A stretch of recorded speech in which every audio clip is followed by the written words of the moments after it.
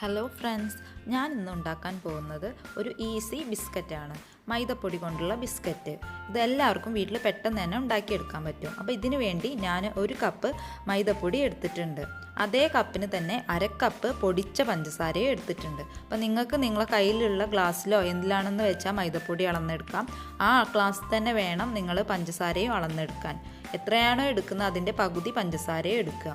എന്നിട്ട് പഞ്ചസാരയും മൈദപ്പൊടിയും നന്നായിട്ട് മിക്സ് ചെയ്ത് യോജിപ്പിച്ച് വയ്ക്കുക. അതായത് പഞ്ചസാര മൈദപ്പൊടിയിൽ എല്ലാ ഭാഗത്തും എത്തുന്ന രീതിയിൽ നന്നായിട്ട് മിക്സ് ചെയ്യുക. അപ്പോൾ ഇത് കുഴച്ചെടുക്കാൻ വേണ്ടി ഞാൻ ഉപയോഗിക്കുന്നത് സൺഫ്ലവർ ഓയിലാണ്. അപ്പം നിങ്ങൾക്ക് വേണമെങ്കിൽ പശുവിൻ നെയ്യ് ഉണ്ടെങ്കിൽ അതും യൂസ് ചെയ്യാം. ഞാനിവിടെ യൂസ് ചെയ്യുന്നത് സൺഫ്ലവർ ഓയിലാണ്. അപ്പം സൺഫ്ലവർ ഓയിൽ കുറച്ചായിട്ട് ഒഴിച്ച് കൊടുത്തിട്ട് നന്നായിട്ട് നമ്മൾ ചപ്പാത്തിക്കൊക്കെ മാവ് കുഴയ്ക്കുന്ന പോലെ നന്നായിട്ട് കുഴച്ചെടുക്കുക. അപ്പോൾ ആവശ്യത്തിനനുസരിച്ച് ഓയിൽ ഒഴിച്ചിട്ട് വേണം കുഴച്ചെടുക്കാൻ. അപ്പോൾ ഇത് പെട്ടെന്ന് പൊടിഞ്ഞു പോവും. അപ്പോൾ നമ്മൾ അതിനനുസരിച്ച് ഓയിൽ ഒഴിച്ച് കൊടുത്തിട്ട് നന്നായിട്ട് കുഴച്ചെടുക്കുക. പശുവിൻ നെയ്യ് ആണെങ്കിൽ കുറച്ചും കൂടെ ടേസ്റ്റ് ഉണ്ടാവും. അപ്പോൾ ഞാനിവിടെ യൂസ് ചെയ്തിരിക്കുന്നത് സൺഫ്ലവർ ഓയിലാണ്. എന്നിട്ട് നന്നായിട്ട് കുഴച്ച് ഇതേപോലെ നമ്മൾ ചപ്പാത്തി മാവൊക്കെ ഉരുട്ടി വയ്ക്കുന്ന പോലെ നന്നായിട്ട് കുഴച്ച് ഉരുട്ടി വയ്ക്കുക. അപ്പോൾ ഇത് പൊടിഞ്ഞു പോകുന്നൊരു ടൈപ്പാണ്. അപ്പോൾ നമ്മൾ പൊടിഞ്ഞു പോവാതെ നന്നായിട്ട് ഉരുട്ടിയെടുത്ത് വെക്കണം. ഇനി നമുക്ക് റെഡിയാക്കി വെച്ച മാവിൽ നിന്ന് ചെറിയ ഉരുളകളെടുത്ത് ഇതേപോലെ കയ്യിൽ വെച്ച് ഒന്ന് പരത്തിയെടുക്കാം. നിങ്ങൾക്ക് വേണമെങ്കിൽ എന്തെങ്കിലും ഡിസൈനൊക്കെ കൊടുക്കാൻ പറ്റും. അപ്പോൾ ഞാനിവിടെ ചെറിയ ഓരോ കുഴികളിട്ട് കൊടുക്കുന്നുണ്ട്. ഒരു നെല്ലിക്ക വലിപ്പത്തിലുള്ള ഉരുളകളാക്കിയിട്ട് എടുത്താൽ മതി. എന്നിട്ട് കയ്യിൽ വെച്ച് നന്നായിട്ടൊന്ന് ഉരുട്ടിയെടുത്തതിന് ശേഷം ചെറുതായിട്ടൊന്ന് പ്രസ് ചെയ്ത് കൊടുക്കുക. അതിൻ്റെ സൈഡ് പൊട്ടാതിരിക്കാൻ ശ്രദ്ധിക്കണം. ഈ മാവ് പെട്ടെന്ന് പൊടിഞ്ഞു പോകും. അപ്പോൾ നമ്മൾ സൈഡ് പൊട്ടാതെ കഴിയുന്നെങ്കിൽ നല്ല ഒരു റൗണ്ട് ഷേപ്പിലൊക്കെ ഒന്ന് കയ്യിൽ വെച്ച് പ്രസ് ചെയ്ത് എടുക്കാം. അങ്ങനെ എത്ര എണ്ണം ഉണ്ടോ അത്ര എണ്ണം റെഡിയാക്കി വയ്ക്കാം. ഇനി ഞാനിതിലേക്ക് കുറച്ച് ജാം ചേർത്ത് കൊടുക്കുകയാണ്. ജാമോ അണ്ടിപ്പരിപ്പോ ബദാമോ പിസ്തയോ എന്താ നിങ്ങളുടെ കയ്യിലുള്ളത് വെച്ചാൽ അത് ചേർത്ത് കൊടുക്കാം. ഞാൻ കുറച്ച് ജാം ചേർത്ത് കൊടുക്കുന്നുണ്ട്. കൂടാതെ കുറച്ച് അണ്ടിപ്പരിപ്പും ബദാമും ഒക്കെ ചേർത്ത് കൊടുക്കുന്നുണ്ട്. ഇനി ഒന്നും ചേർത്തില്ലെങ്കിലും കുഴപ്പമില്ല, നമുക്ക് ബിസ്ക്കറ്റ് റെഡിയാക്കി എടുക്കാൻ പറ്റും.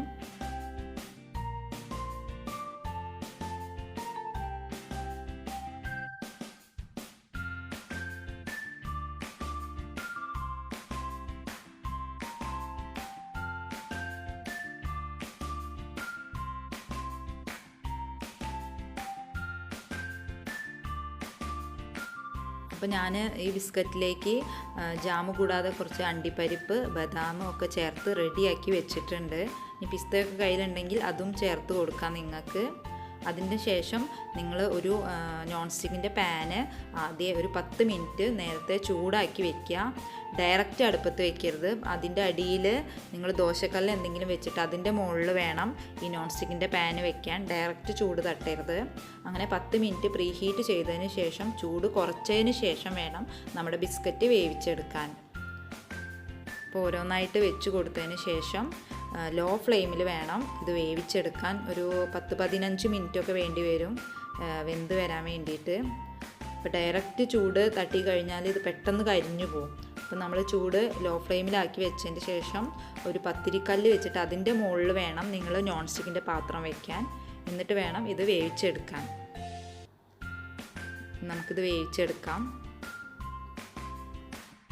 ബിസ്ക്കറ്റ് റെഡി ആയിട്ടുണ്ട്. പാനിൽ നിന്ന് എടുത്ത് നന്നായിട്ട് ചൂടാറി തണുത്തതിന് ശേഷം വേണം എടുക്കാൻ.